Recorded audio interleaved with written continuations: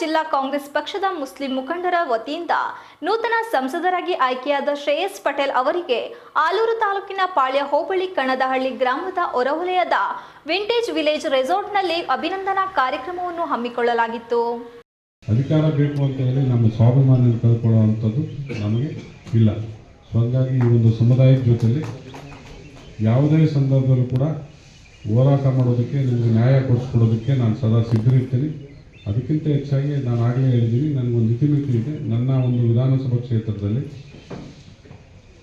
ನಾನು 100ಕ್ಕೆ 100ರಷ್ಟು ನಾನು ಕೆಲಸ. ಈ ಸಂದರ್ಭದಲ್ಲಿ ಕಾಂಗ್ರೆಸ್ ಮುಖಂಡ ಮುರಳಿ ಮೋಹನ್ ಮಾತನಾಡಿ, ನಮ್ಮ ಪಕ್ಷದ ಶ್ರೇಯಸ್ ಪಟೇಲ್ ಗೆಲುವಿಗೆ ಹಾಸನ ವಿಧಾನಸಭಾ ಕ್ಷೇತ್ರದ ಜಿಲ್ಲಾ ಹಾಗೂ ತಾಲೂಕಿನ ಮುಸ್ಲಿಂ ಬಾಂಧವರು ನಮಗೆ ಅಭೂತಪೂರ್ವ ಬೆಂಬಲ ನೀಡಿದ್ದು, ಹಗಲು ಇರುಳು ಎನ್ನದೇ ಶ್ರಮಿಸಿದ್ದಾರೆ. ನಿರಂತರ ನಮ್ಮ ಜೊತೆ ಸಂಪರ್ಕದಲ್ಲಿದ್ದು ನಮಗೆ ಸಹಕಾರ ನೀಡಿದ್ದಾರೆ. ರಾಜಕೀಯ ಇತಿಹಾಸದಲ್ಲೇ ನಮ್ಮ ಪಕ್ಷದ ಗೆಲುವಿಗೆ ಮುಸ್ಲಿಂ ಬಾಂಧವರು ಹಾಗೂ ದಲಿತರ ಮತಗಳಿಂದ ಶ್ರೇಯಸ್ ಪಟೇಲ್ ಗೆಲುವಿಗೆ ಸಾಕ್ಷಿಯಾಗಿದ್ದು, ನಮ್ಮ ಕಾಂಗ್ರೆಸ್ ಪಕ್ಷಕ್ಕೆ ಬೆನ್ನೆಲುಬಾಗಿ ನಿಂತಿದ್ದಾರೆ. ನಮ್ಮ ಕಾಂಗ್ರೆಸ್ ಪಕ್ಷ ದೀನ ದಲಿತರ, ಹಿಂದುಳಿದ ವರ್ಗಗಳ ಹಾಗೂ ಎಲ್ಲ ಸಮುದಾಯದ ಜನಪರವಾಗಿ ನಿಂತಿದೆ.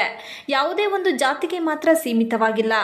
ನಮ್ಮ ಕ್ಷೇತ್ರದಲ್ಲಿ ಕಾಂಗ್ರೆಸ್ ಪಕ್ಷ ಬಲಿಷ್ಠವಾಗಿದ್ದು, ಜನ ನಮ್ಮ ಸರ್ಕಾರವನ್ನು ಮೆಚ್ಚಿಕೊಂಡಿದ್ದಾರೆ.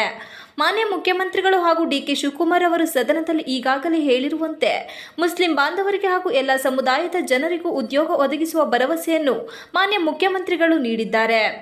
ನಮ್ಮ ಕಾಂಗ್ರೆಸ್ ಪಕ್ಷ ಬಂದಿರುವುದು ಜನಸೇವೆಯನ್ನು ಮಾಡುವುದಕ್ಕೆ. ಕಳೆದ 10 ವರ್ಷಗಳಿಂದ ಇದ್ದ ಸರ್ಕಾರಗಳಿಂದ ಏನೋ ಕೋಮುವಾದಿ ಗಲಭೆ ನಡೆಯುತ್ತಿದ್ದು, ಇವೆಲ್ಲವನ್ನು ನೀವು ನೋಡಿದ್ದೀರಾ. ಇನ್ನು ಮುಂದೆ ಆ ತರಹದ ಅಹಿತಕರ ಘಟನೆಗಳು ನಮ್ಮ ಕರ್ನಾಟಕದಲ್ಲಿ ಎಲ್ಲೂ ಕೂಡ ಸಂಭವಿಸುವುದಿಲ್ಲ.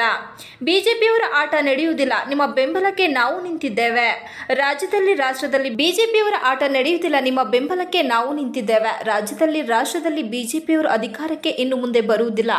ಮುಂದೆಯೂ ಕೂಡ ನಮ್ಮ ಸರ್ಕಾರ ಬರುತ್ತದೆ. ಈಗಾಗಲೇ ನಾವು ಎಂದು ಬೀಗುತ್ತಿದ್ದ ಅಪ್ಪ ಮಕ್ಕಳ ರಾಜಕೀಯ ಹಾಸನದಲ್ಲಿ ಸಂಪೂರ್ಣ ನೆಲಕಚ್ಚಿ ಹೋಗಿದೆ. ಕುಟುಂಬ ರಾಜಕಾರಣದ ಅಟ್ಟಹಾಸ ಮಣ್ಣಾಕಿ ಹೋಗಿದೆ. ಇನ್ನು ಮುಂದೆ ನೀವೆಲ್ಲರೂ ತಿಳಿದುಕೊಳ್ಳಿ, ಯಾರು ಕೂಡ ಜೆಡಿಎಸ್ ಪಕ್ಷದವರಿಗೆ ಮತ ನೀಡಬೇಡಿ. ತಪ್ಪನ್ನು ತಿದ್ದುಕೊಳ್ಳಿ. ನಮ್ಮ ಕ್ಷೇತ್ರದಲ್ಲಿ ನಮ್ಮ ಪಕ್ಷ ಬಲಿಷ್ಠವಾಗಿದೆ ಎಂದರು.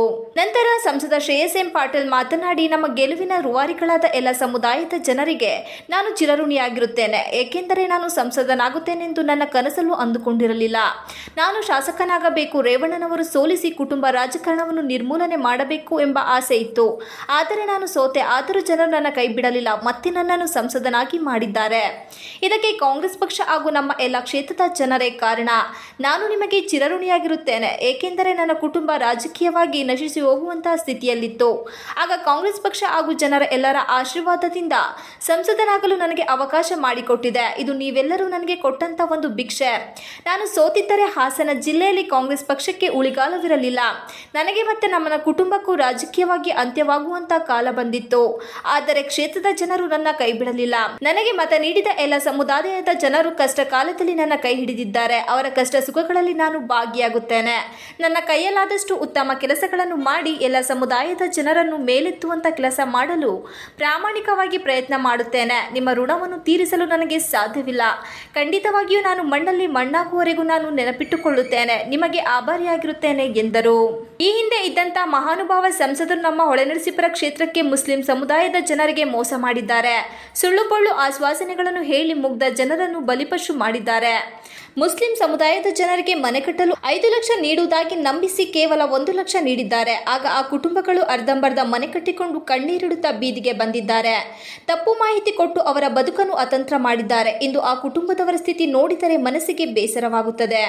ಮುಂದೇನು ಮಾಡಬೇಕೆಂದು ನನಗೆ ತಿಳಿಯದೆ ಹೋಗಿದೆ. ಸುಮಾರು 26 ಕುಟುಂಬಗಳು ಇಂತಹ ಪರಿಸ್ಥಿತಿಯಲ್ಲಿದೆ ಎಂದು ಆರೋಪಿಸಿದರು. ಇದೇ ಸಂದರ್ಭದಲ್ಲಿ ಹಾಸನ ಜಿಲ್ಲೆ ಸೇರಿದಂತೆ ಪ್ರತಿ ತಾಲೂಕಿನ ಮುಸ್ಲಿಂ ಬಾಂಧವರು ಸಂಸದರಿಗೆ ಅಭಿನಂದನೆ ಸಲ್ಲಿಸಿ ತಮ್ಮ ಒಗ್ಗಟ್ಟನ್ನು ತೋರಿಸಿದರು. ಈ ಕಾರ್ಯಕ್ರಮದಲ್ಲಿ ಮುಸ್ಲಿಂ ಬಾಂಧವರು ಇದ್ದರು. ಪ್ರಶ್ನೆ ಆಗಿದೆ. ಅವ್ರನ್ನ ಕೇಳಿದ್ರೆ ಒಂದ ಜಾಗದಲ್ಲಿ 5 ಲಕ್ಷ ಪರಿಹಾರ ಕೊಡ್ತೀವಿ. ಇದು ಒಂದು ಸಮಾಜ, ಒಂದು ಸಮುದಾಯದ ಒಂದು ಮಸೀದಿ ಹೆಸರಲ್ಲಿದೆ, ವಕ್ಫ್ ಹೆಸರಲ್ಲಿದೆ. ನಾವು ಯಾವುದೇ ಕಾರಣಕ್ಕೂ 5 ಲಕ್ಷ ಪರಿಹಾರ ಕೊಡಕ್ಕೆ ಬರಲ್ಲ ಅಂದ್ಬಿಟ್ಟು 1 ಲಕ್ಷ ಕೊಟ್ಟಿದ್ದಾರೆ. ಅವರ ಒಂದು 16 ಕುಟುಂಬ, 16, 26 ಕುಟುಂಬ ಇವತ್ತು ದಯಾನೀಯ ಸ್ಥಿತಿ ಇದೆ. ಅದನ್ನ ನೋಡ್ಬಿಟ್ರೆ, ಅದನ್ನ ನೀವೆಲ್ಲ ಬಂದು ನೋಡ್ಬಿಟ್ರೆ ಯಾರು ಸಹ ಅದನ್ನ ಮೆಚ್ಚಕ್ಕಾಗಲ್ಲ. ಅದಕ್ಕೆ ಭಗವಂತ ಅಂತವನು ಇದನ್ನೇ ಅನ್ನೋದು ಇದಕ್ಕೆ ಪ್ರೂವ್ ಆಗ್ತದೆ. ಅವತ್ತು ಅನ್ಯಾಯ ಮಾಡಿದ್ದಕ್ಕೆ ಏನೇನಾಗಿದೆ ನಮಗೆಲ್ಲ ಗೊತ್ತಿರುವಂತ ಕಣ್ಣೀರು ಎಲ್ಲ ನೋಡಿದ್ರೆ ಏನ್ ಮಾಡೋದು ಅಂತ ನನ್ನ ಉದ್ದಕ್ಕೂ ನನಗೇನೆ ಒಂದು ಎಕ್ಸ್ಟ್ರಾ ಪ್ರಶ್ನೆ ನನ್ ಮಾಡಾಕ್ಬಿಟ್ಟು ಏನ್ ಮಾಡ್ಬೋದು ಇವ್ರಿಗೆ.